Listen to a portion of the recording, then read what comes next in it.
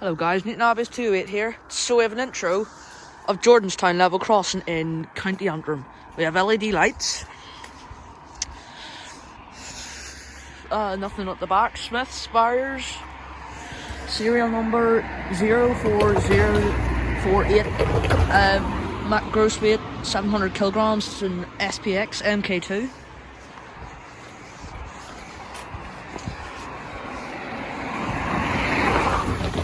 LED lights, Yoda arm here, SPX barriers, very mossy looking, like serial number 02040, gross weight 700 kilograms.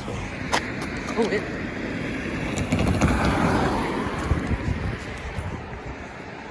LED lights, nothing at the back here. They're unit part lights. SPX barriers, serial number 04049. Gross weight 700 kilograms. And then we go to the last set of lights here.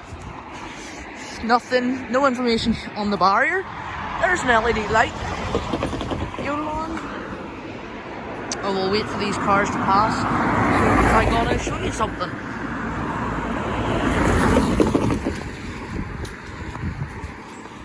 So, over here,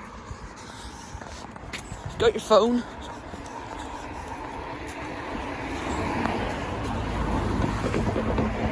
Or something like that.